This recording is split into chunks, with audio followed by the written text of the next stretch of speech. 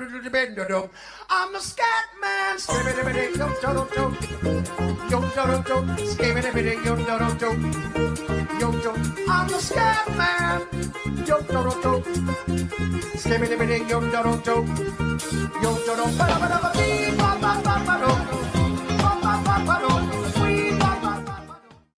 All right, let's go. Friday, game 2 around the corner. Josh Ingles, Jonny Lazarus, the man, the myth, absolute NHL beauty. Thanks for joining me here today. NHL Puck Props presented by Sports Interaction. Download the app. Got you covered for all these picks.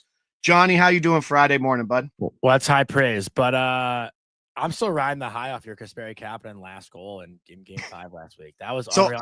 I can't believe you weren't even watching it happen live. You were playing softball? Yeah, I was playing baseball. The tailgaters needed their shortstop there, bud. So in between intermissions, checking. That's the life of people on Thursday nights here in Georgetown, playing in the men's 35A division, bud. What was your reaction when you saw it? I just went right to the account to see how much mony I won, which was like a $29 bet for $1,300 was pretty sweet. Yeah. Did you check the box score and see it, or were you like seeing on Twitter? How'd you see it? Oh, just opening the app and just saw that he was the last goal scorer, right? It's slow thumb reveal to see his face. And I'm like, I think that's Kapanen because I don't see him too often. Yeah. But the way that goal went down, I wasn't expecting it to go down like that. I was expecting more like his second last goal in the previous game. Wasn't expecting it to spin around, turn around, 170-foot bomb from inside his own zone. Yeah, I couldn't even see, like, when I was watching it, who it was. Really was. Yeah, so I was like, oh my God, they said it was Kapanen. Like, and I was just going nuts for you because that was a huge hit. It was like, what, 5,500 plus 5,500? Yeah, $29 won me over $1,300 on that insane. play. That's insane. Hi to Kay in the chat. Good to see everybody back here. Just finished 20 hours of traveling. I got my name called over on the PA in the Albanian airport. They said, Josh Ingles, please come to security. And I had to go into a small room with Albanian police officers while they checked my bag. Jeez, that's brutal. I was worried. How many different flights? Was it just, it wasn't one direct? No way. No, it was Albania, Greece to Toronto. Wow. So there's my question to jump in. I was unable to watch the entirety of that game, and having to catch up is a tough thing. How do you, because your live watching is insane, right? Like you take in probably more NHL games than a lot of people in the media space. What's your strategy to catch up without being like just straight to the expected? Oh, look at it. The expected metrics were this. What's your best angle here? If it's an important game, and in the States we have the privilege of it, like ESPN Plus, a lot of the games like go on demand, so you can actually go back and like watch the game. Yeah. Which is super helpful. But there are times where I don't even have time to go back and watch a previous game. Like I have to just look forward to the next one. And that's where it's good, where you can kind of just, if I'm doing a show, I bring on someone else who watched the game. So I don't lie and say I have my own opinion on the game that I didn't watch, but like at the same time, I can ask someone else who watched and get their opinion and just quote them on it. But I mean, like there were 7 Ranger games I missed this year. And those there's no time to go back and watch. You just got to kind of ask people what they saw, what they thought, and then you just move on to the next one and give your own opinion. But for the Cup final, like any surprises in that game? Florida 2-goal lead, blowing 2-goal leads, which we haven't seen them do. Yeah, I mean, to me, I think the biggest surprise was how dead Florida looked in the end. The third period has obviously been a consistent theme for Edmonton and how good they've been in the playoffs at either coming back or shutting teams down in the third period. And there was a stat that the Panthers were actually 31-0 after any period with a lead, not just a second period. Not after 20 minutes? During any intermission with the Panthers had a lead, they were 31-0. This is the first time under Paul Maurice in the playoffs. That's the stat. Yeah. This is the first time that they had lost in one of those games. So that was pretty incredible too. And then for me, I thought the Sam Bennett goalie interference call, like I was surprised that one stood. Do you think that's a smart veteran falling into the goalie? Do you think that trip was? Yes. He knew exactly what he was doing, just like he always does around that blue paint. And credit to Sam Bennett. Listen, people hate him, they love him if he's on your team, but that guy, like I think I have said it, a couple times now. If Florida wins the cup this year, like Bennett's my Conn Smythe winner as far as things stand right now. Nice. I have him. I think I have him at like 150-1 out of the 8,000 Conn Smythe tickets. No way. Yeah. So I need him to get going. When did you place that? Sam Bennett is not going to win the Conn Smythe if Florida loses. No. And that's you don't get the McDavid treatment there. No, definitely that's for sure. But we move on to. We don't even have a game this weekend, Johnny. Like, is that schedule? You guys were talking about it off the top of the show this morning about the wait and how your mom was like, "Oh, I didn't even know they're playing." You're like, it's obviously not your massive demographic, but like you said, you're losing one person because of the long wait. Last year was a giant wait, and we're going to Monday. Obviously, it's a huge travel series, but nothing on the weekend. Does that surprise you? Well, are we not counting Friday night as the weekend? Like, I like the Friday night game. I'm all for it. Nothing on Saturday or Sunday? That seems strange. It's Sunday that sucks. I think it's Sunday that sucks, especially because I think Sunday there's no NBA either. I think NBA, I can double check that, but I'm pretty sure NBA is, it was last night and Saturday.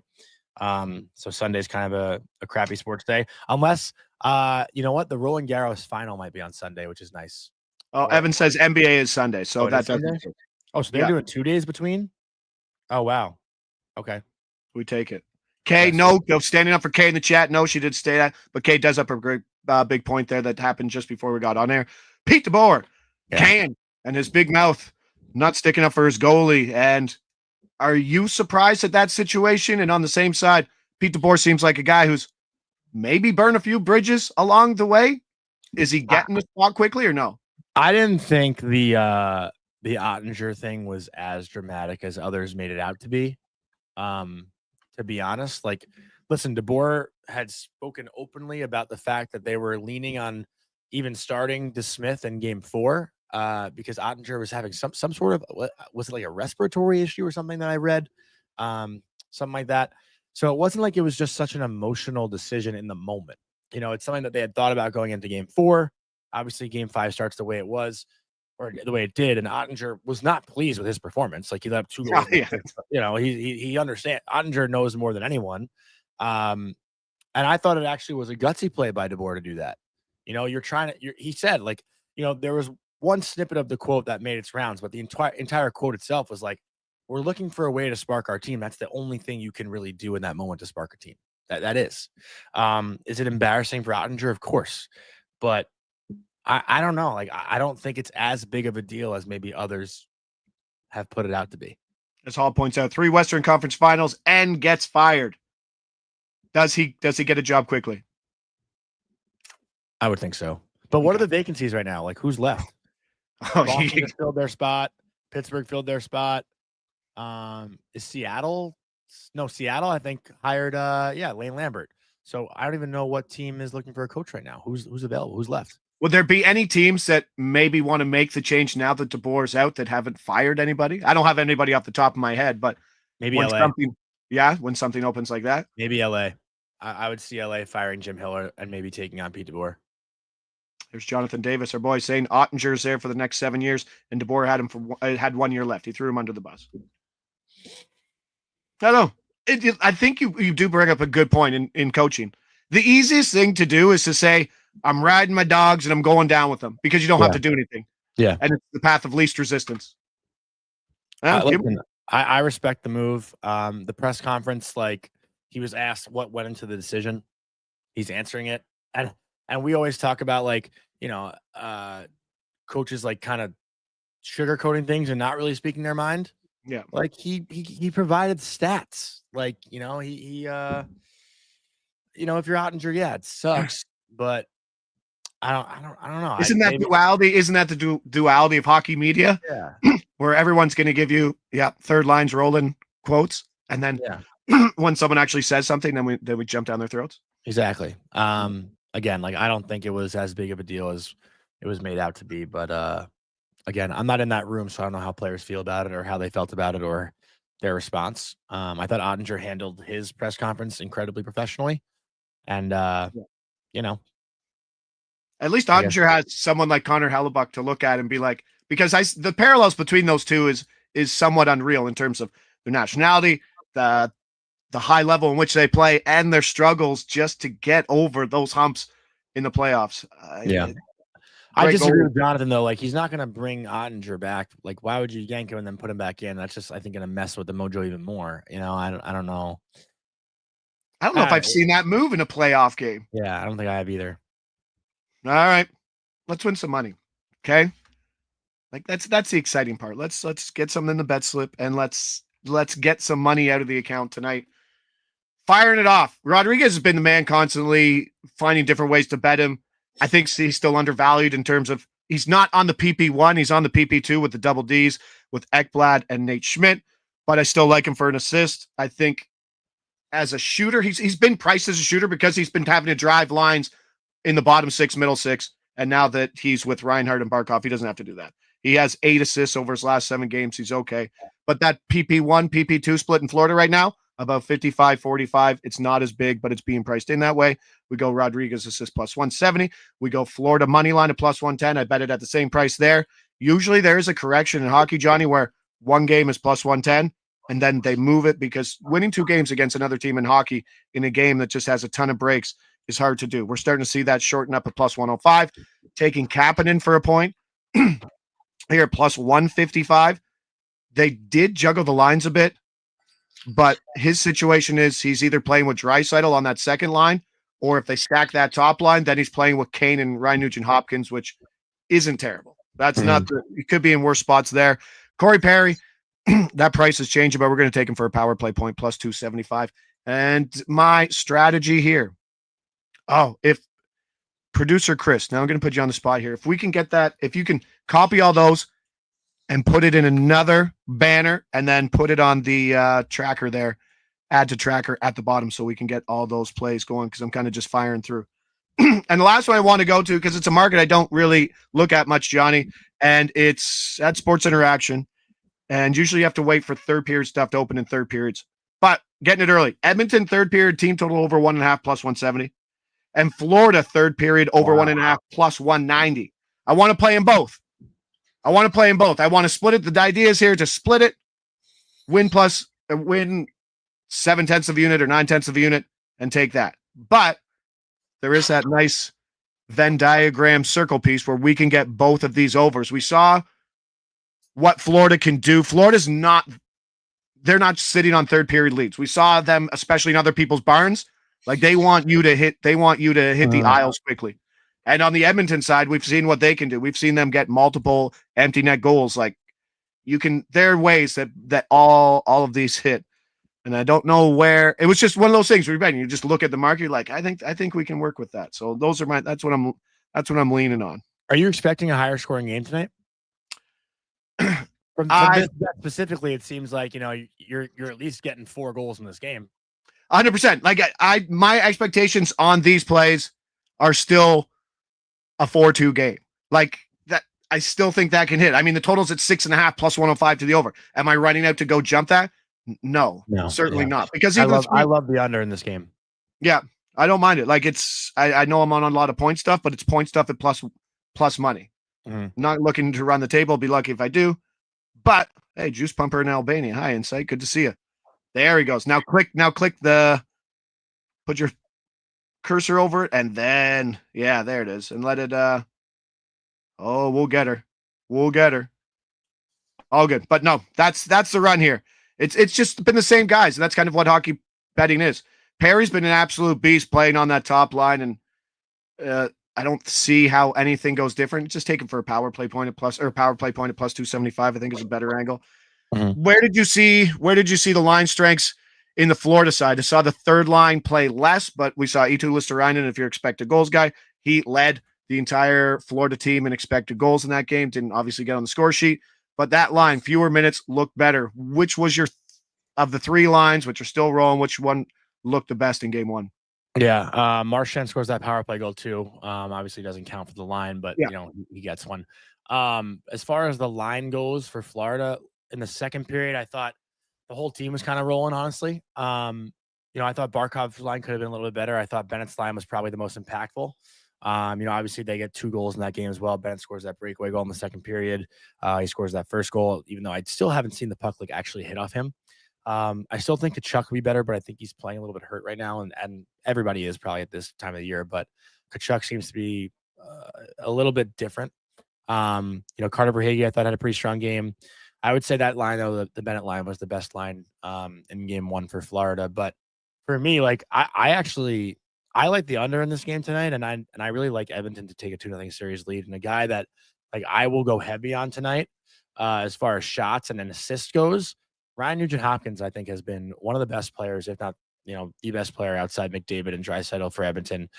Didn't get credit for an assist on the overtime goal, but he makes that first play down the wall, to get the puck to Perry and then Perry to McDavid to Draisaitl.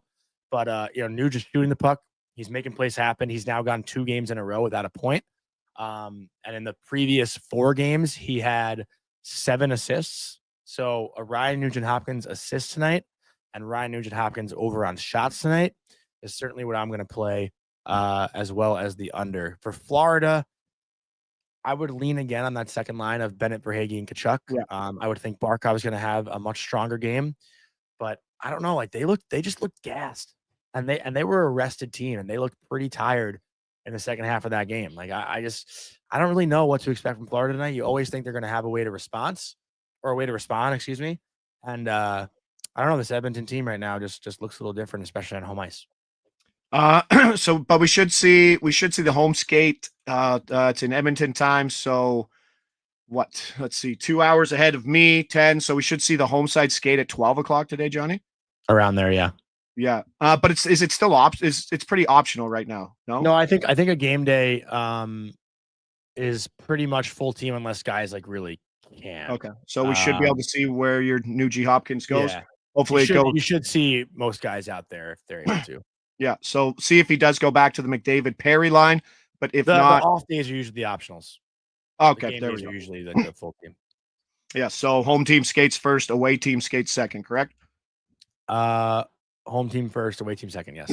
Yes. The ins and outs of game day skates. Back to the chat there. Perry, Nuge, Stack, plus 190. So my only worry with that is that they did mix up the lines and that they will, even in a game where they're trailing, they could mix things up because they want to get 97 and 29 together. That's my worry. It was, who joined that line? Oh, it was Perry. So it was McDavid, Draisaitl, and Perry who moved together, and then Kane, Nugie, and Kapanen, who were what's the second line in that situation. So I don't know. I think maybe it sounds so square, but if they're playing together and at home, they should be because you get last change, and that's the advantage of having them. When you get them on the road, you can split them up. Draisaitl and McDavid over 1.5 points each. And then you add like an Evan Bouchard point in there too, just to juice it up. If they're getting 2 points, Bouch is going to find their way. Do you think we see more power play stuff going in, or like in standard cup stuff, we just see that the power? I think game 2 is still a good spot to see, but where do you look? Where do you look in a series where maybe you're not going to see as much power play time? There were a lot of whistles early on in game 1. What did Florida have? Florida had 2 power plays. Edmonton had 4, I think. Yeah. Which I think is pretty average stuff, but it felt like a lot of the penalties were called in the beginning of that game. I could see the officials establish that again early and then let the game kind of settle in as it goes on. I wouldn't imagine getting more than 4 power play opportunities though for Edmonton. I think the Edmonton top line played 95% of their power play time. They're not coming off the ice. So no, not a look on the other side, but on the Florida side, like I said, 55-45 where they're splitting up that PP time. All right, let's go.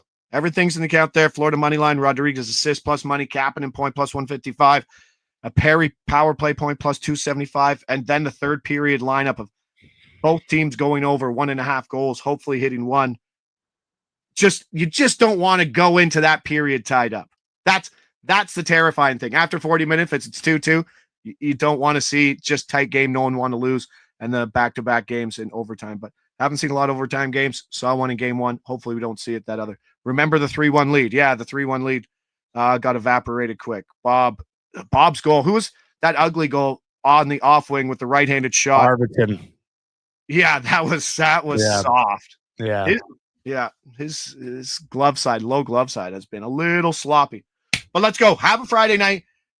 You don't get anything for Saturday or Sunday, then back on the Monday train for game 3. Let's see it. Let's win some money. Johnny's been lucky too. Like Johnny's Johnny will be my good luck charm. If I don't if have we any get long Rob- shots though. Like you're. I good know. with the I was thinking about it. I'm like, where do I want? I'm like, I think I already got like 6+ money plays, and you do like the under, and that does worry me. A 3-0 game. The Nuge over assist though, that's a plus play. I would take that. If you're looking for something big like that, Nuge assist, Erod assist, somewhere there for like plus 450 or better. I think those have just been the two guys who I still think are underpriced in the entire series. Erod and Nuge. So let's go that way. Bob off a break. Expect him to be better, but let's go oil from Rich H. Appreciate it. Not sure what we'll see in goalie. This could be a big variance in goaltending, but we'll see. Ekblad, Sunday County. Appreciate everybody there in the chat. Pumpers on Friday. Love yous. NHL Puck Props presented by Sports Interaction. Josh Ingles, John Lazarus. Have a day. Thanks for joining me here today, buddy. Have a weekend. Cheers, Mel.